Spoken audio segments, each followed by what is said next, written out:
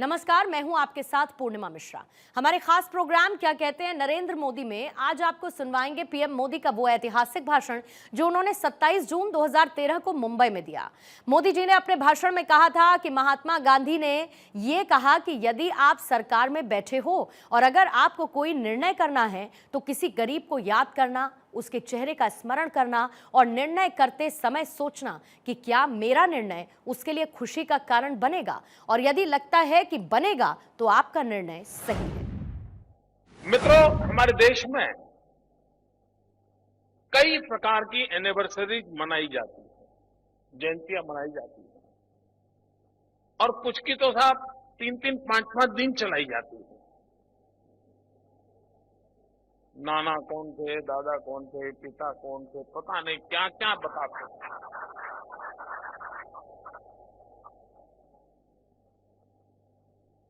कुछ घटनाएं ऐसी है तो बार बार याद कराया जाता है। मैं हैरान था कल जब 26 जून गई, जिस 26 जून में हिंदुस्तान के लोकतंत्र का गला घोंट दिया गया था, जिस मीडिया की स्वतंत्रता की बात हम सरेआम करते हैं उसे दबोच दिया गया था, व्यक्ति के अधिकारों का हनन हो गया था, देश का मीडिया लेट चुका था, घुटनों के बल बैठने की जगह पर लेट चुका था। वो दिन थे। लेकिन मैं हैरान हूं। मैं सोच रहा था 25 और 26 जून को कुछ पुराने लोगों के इंटरव्यू आएंगे, कुछ बात आएगी, कुछ चर्चाएं होगी। लेकिन मित्रों,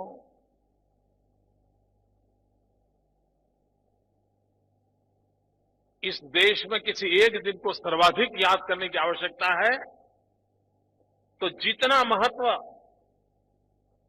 26 जनवरी का है उतना ही महत्व 26 जून का है, जब लोकतंत्र को, हमें मिले हुए अधिकारों को छीन लेने का प्रयास हुआ।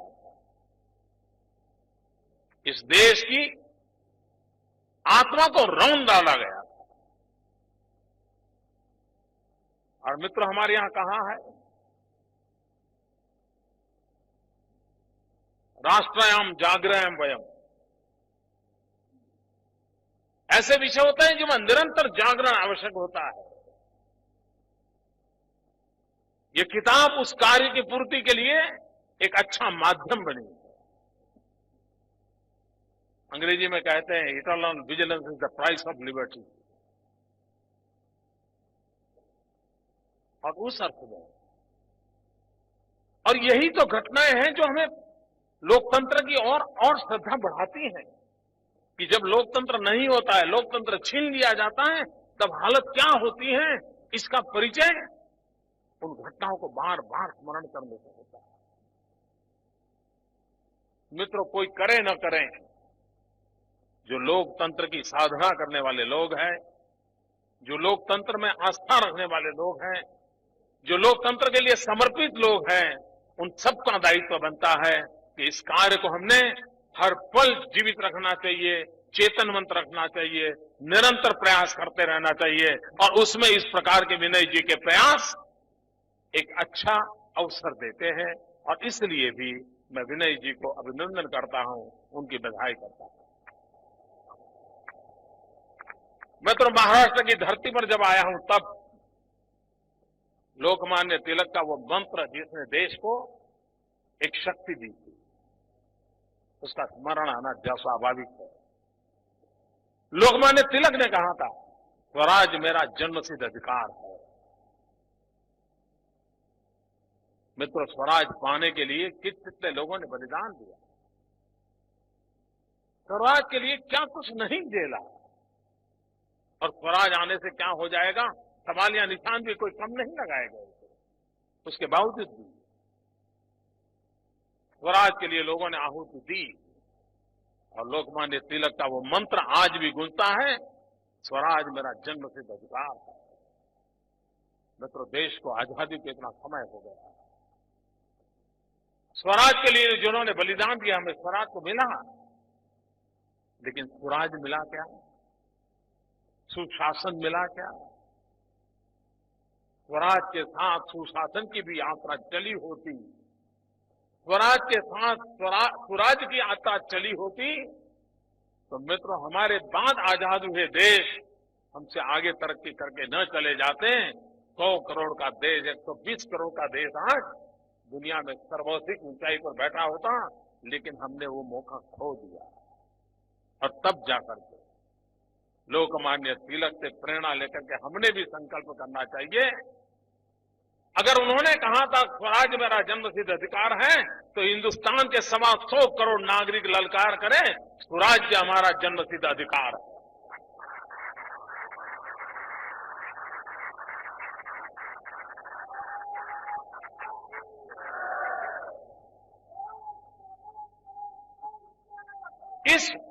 इस भावना को मित्रों जगाने की बहुत आवश्यकता है। कुछ लोगों को लगता है, कभी कभी कुछ नहीं होता, अरे क्या करो यार, हमारे यहाँ तो डेमोक्रेटिक सिस्टम ही ऐसा है। ऐसा नहीं है मित्रों। हमने लोकतंत्र को दोष देने का कोई कारण नहीं है। यही कानून,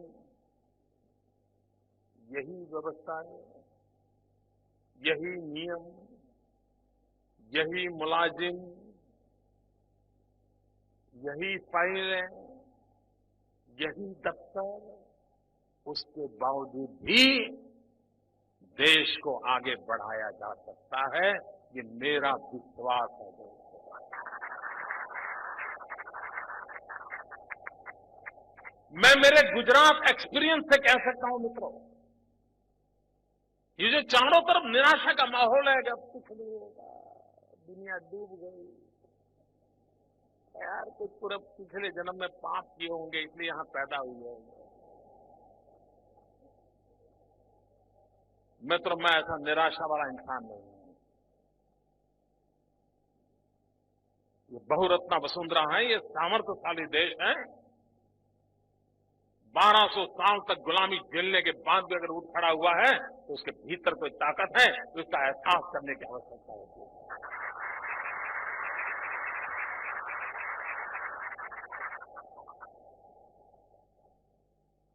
और मित्रों हमारे यहां जब गुड गवर्नेंस की बात होती है, सुराज्य की बात होती है, तो पहले ये समझना होगा कि आखिरकार हम सरकार को समझते क्या है और सरकार वाले अपने आप को क्या समझते हैं।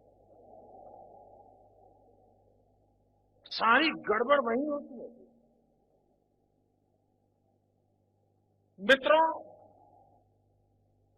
लोकतंत्र में जो शासन व्यवस्था है, वे शासक नहीं है, ये पहली शर्त है उसकी। वे रूलर्स नहीं है, ये पहली शर्त है उसकी। वे सेवक है, और ये मूलभूत बात लोकतंत्र में समझनी होती है। और हम मित्रों ज्यादातर लोकतंत्र को ही हम लोग शासक के भाव से देखने के बजाय जनता भी उसको सेवक के भाव से देखे और शासन में बैठे हुए भी अपने आप को सेवक के रूप में प्रस्तुत करें, ये लोकतंत्र की पहली शर्त है। उसको भुला दिया गया। क्या सरकार का काम डंडा चलाना ही है क्या? लोगों से टैक्स कलेक्ट करना यही काम है क्या? यही सत्ता या सरकार की व्यवस्था का है? अगर ये सोच रही तो मित्रों हम सच्चे अर्थ में लोकतंत्र की भावना को समझ नहीं पाए। चाहे वो शासन में बैठे हो या जनता में वोट देने का काम करने वाले या सामान्य नागरिक हो। मित्रों जिन दिनों ब्रिटिशर राज करते थे और आजाद होने के बाद हमारी सरकारें आने लगी, दोनों में फर्क क्या? उस मूलभूत फर्क को समझने की आवश्यकता है। अंग्रेज शासन करते थे तो उस शासन व्यवस्था का अल्टीमेट एम क्या था? उनका अल्टीमेट ये था कि ब्रिटिशरों का यावत चंद्र दिवाकरो यहां राज रहे, यहां चीजें ऐसी हो कि जिसे अनरेस्ट पैदा न हो और वो मजबूत होते चले। ये उनका मूलभूत आधार था। लोकतंत्र और स्वराज आने के बाद हमारे सरकारों का काम, शासन व्यवस्था का काम सत्ता में बैठे हुए लोगों को मजबूत करने का नहीं है। उनका काम है जनता को मजबूत करने का। उनका काम है समाज व्यवस्थाओं को मजबूत करना। ब्रिटिशरों का इरादा वो होगा, हमें तो लोक शक्ति को सशक्त करना चाहिए, ये उसका मूलभूत सिद्धांत होना चाहिए। मित्रों, हमारे यहां दो शब्द हैं और हम शब्दों का अर्थ भी भूल गए। कभी कभी हम कहते हैं कि भाई कि आजकल क्या करते हो, तो जवाब देता है जॉब है। मित्रों, सरकार में कभी भी जॉब शब्द का उपयोग नहीं होता था। प्राइवेट कोई नौकरी करता है तो वो जॉब कर रहा है ऐसा माना जाता था, क्योंकि वो कंपनी की भलाई के लिए काम करता था, कंपनी का विकास हो, कंपनी का मुनाफा, उसके लिए काम करता था। लेकिन जो गवर्नमेंट में काम करता था उसके लिए शब्द था सर्विस करता था। देखिए, मूलभूत बात है। हमने भी कभी में हम सोचते हैं, बोलते हैं, लेकिन कभी हमने इस कंपैरिजन करेंगे तो पता चलेगा कितना बड़ा आसमान जमीन का अंतर है। सरकार में काम करने वाला सर्वेंट है, सर्विस करता है। कंपनी में काम करता है, 2 करोड़ रुपया कमाता होगा, जॉब करता है। तो जॉब और सर्विस में बहुत बड़ा अंतर है। इस मूल भावना को तब हम जी करके सीखते हैं जब हम खुद लोकतंत्र की विभावनाओं को हर रूप में अगर पचाते हैं, तब जाकर के मित्रों उसको करता है। मित्रों, सरकार किसके लिए? आखिरकार सरकार किसके लिए? अगर मान लीजिए मुकेश अंबानी बीमार हुए, उनको सरकार की जरूरत है? हिंदुस्तान के दुनिया के टॉप मोस्ट डॉक्टर आकर के खड़े हो जाएंगे। लेकिन एक गरीब बीमार हुआ तो उसे सरकार की जरूरत पड़ती है।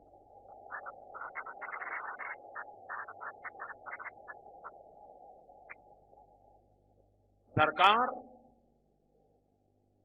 गरीबों की बेली होती है, गरीबों की आस्था होती है, आकांक्षा होती है। ये उसका मूलभूत एलिमेंट सरकार का होना बहुत जरूरी होता है। मित्रों, महात्मा गांधी, उनकी एक बात बहुत समझने जैसी है। गांधी ने एक बहुत बढ़िया बात कही, कोई निर्णय अगर आप करते हो, सरकार में बैठे हो, अगर आप कोई निर्णय करते हो लेकिन आप दुविधा में हो, करूं या न करूं, मेरा निर्णय सही है या गलत है, तो महात्मा गांधी ने बहुत अच्छा रास्ता दिखाया था। उन्होंने कहा था, किसी गरीब को याद करना, उनके चेहरे का स्मरण करना और निर्णय करते समय सोचना, क्या मेरा निर्णय उसके लिए खुशी का कारण बनेगा, और लगता है कि बनेगा तो आपका निर्णय सही है।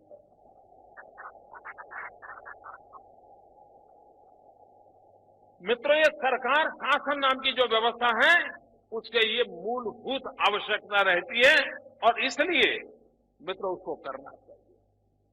हमारे देश की हालत क्या है मित्रों? जब सारे विश्वास टूट जाए, सारे सहारे टूट जाए, एक जगह ऐसी होनी चाहिए जहां उसका भरोसा होना चाहिए। रात को सो जाए तो उसको विश्वास होना, नहीं चिंता नहीं, सरकार है, उसे विश्वास होना चाहिए। मित्रों, आज स्थिति क्या है? आपको भरोसा है? देश के 60 साल के बाद आप कभी कभी आपने देखा होगा, आप एसएमएस करते हो किसी को, फिर फोन लगा के पूछो मेरा एसएमएस मिला?